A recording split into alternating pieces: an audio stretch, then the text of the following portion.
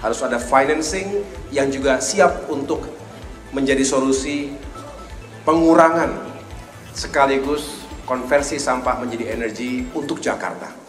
Inilah yang saya rasa menjadi nafas jiwa pembangunan Jakarta 5 tahun ke depan ini, yang sekali lagi saya menaruh dan kita semua menaruh harapan besar dan mengajak untuk terus berkolaborasi. Bapak Ibu yang saya muliakan, saya tidak berpanjang lebar, saya hanya ingin menyampaikan 5 secara singkat apa yang menjadi agenda utama kolaborasi. Tentu saya hadir sebagai seorang yang saat ini mendapatkan amanah untuk mengorkestrasi, kalau saya boleh menggunakan kata orkestrasi, karena ada 5 kementerian teknis yang terkait dalam wilayah koordinasi kami. Ada Kementerian Agraria dan Tata Ruang.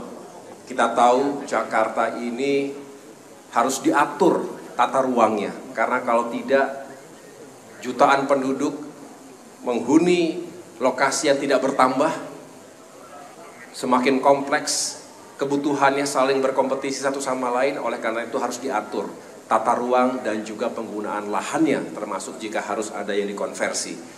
Yang kedua adalah Kementerian Pekerjaan Umum. Tentu kita berharap pembangunan terus berjalan, infrastruktur dasar sangat berarti bagi masyarakat. Yang ketiga, perumahan dan kawasan permukiman. Kita juga tahu ada masalah kualitas hunian di Jakarta.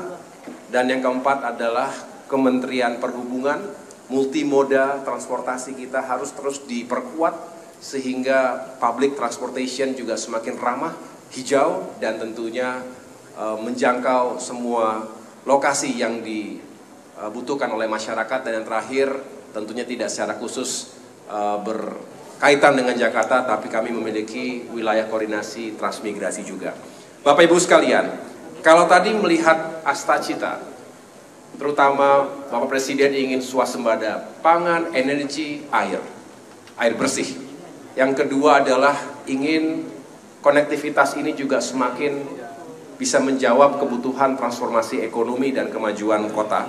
Dan yang terakhir terkait dengan SDM, maka saya bisa mengatakan ini semua telah sangat baik dijabarkan oleh Pemprov Jakarta melalui visi dan misi dan program-program prioritas atau unggulannya tadi. Saya ingin meng-highlight 5 hal. Yang pertama, kita ingin Jakarta juga terus menjadi kota yang nyaman.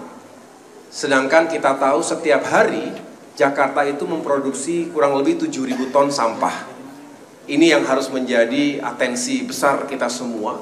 Oleh karena itu kami di Kemenko Infrastruktur juga ingin memberikan support dan sekaligus bekerja sama, karena tentu mengelola APBD terbesar 91 triliun rupiah ini juga mudah-mudahan ada alokasi yang cukup untuk kita bisa mengelola sampah. Sampah dari hulu ke hilir, dari mulai rumah tangga, industri, sampai dengan titik pembuangan sampah, titik pembuangan air, pembuangan akhir, termasuk pengelolaan sampah. Dan kita berharap timbunan sampah yang sudah sama dengan 16 lantai, kalau gedung itu bisa kita kikis dan kita habiskan. Bahkan kita bisa konversi itu menjadi energi, waste to energy. Inilah masa depan dunia, masa depan kita. Oleh karena itu harus ada intervensi teknologi, harus ada financing yang juga siap untuk menjadi solusi pengurangan sekaligus konversi sampah menjadi energi untuk Jakarta.